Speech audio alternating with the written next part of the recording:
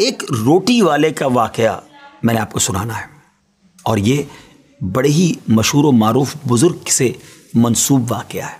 حضرت ابو بردہ رضی اللہ تعالیٰ عنہ راوی ہیں کہ حضرت ابو موسیٰ اشعری رضی اللہ تعالیٰ عنہ کی جب وفات کا وقت قریب آیا تو انہوں نے اپنے بیٹوں سے کہا کہ اے بیٹو، روٹی والے کو یاد رکھنا۔ پھر یہ واقعہ خود ہی بیان کیا کہ وہ روٹی والا کون تھا۔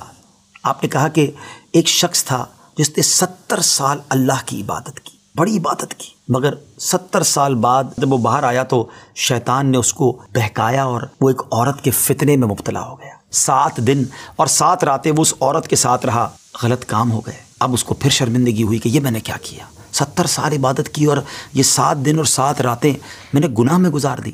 بڑا شرمندہ، بڑا نادم، قدم قدم پر سجدے کرتا جاتا، توبہ کرتا جاتا۔ اب چلتے چلتے چلتے ایک مسافر خانے میں پہنچا تو وہاں 12 مسکین لوگ پڑے ہوئے تھے، لیٹے ہوئے تھے۔ اس نے بھی جگہ بنائی اور ان کے درمیان جا کر خود بھی گر کر سو گئے۔ اب رات میں ایک شخص آیا جو ان کو کھانا دیا کرتا تھا، روٹی دیا کرتا تھا۔ ایک ایک کر کے 12 روٹیاں لے کر آیا تو اس کو پتا تھا یہاں 12 مسکین رہتے ہیں۔ ایک ایک کر کے سب کو روٹی دینے لگا۔ وہ شخص جو یہاں آ کر اچانک بیچ میں آ کر لیٹا تھا اس کو بھی وہ مسکین سمجھا اور اس کو بھی روٹی دے دی۔ لیکن ظاہر ہے کہ اگر ترتیب سے روٹی دیتے دیتے آگے آئے تو آخری نمبر والے کو روٹی نہ ملی، کیونکہ یہ تو 13 ہو چکے تھے۔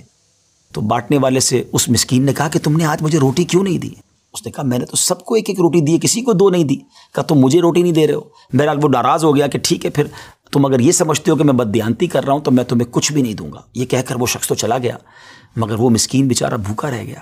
اب وہ شخص جس نے ابھی توبہ کی تھی، پہلے 70 سال کی عبادت بھی کی ہوئی تھی، اس کو خیال آیا کہ میری وجہ سے اس مسکین کو روٹی نہیں ملی ہے۔ بھوک اسے بھی بڑی تھی مگر اس نے وہ روٹی اسے دے دی۔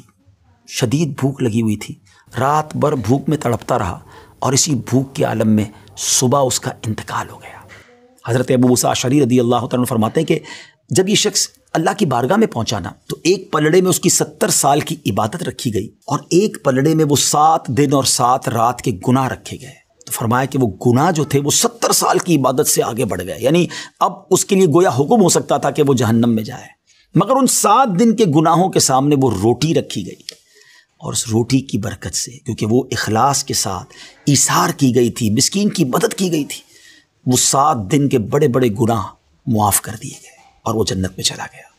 پھر آپ نے اپنے بچوں سے کہا بیٹا روٹی والے کو یاد رکھنا۔ ناظرین، یہ واقعہ واقعی دلوں کے تار چھیڑ دیتا ہے۔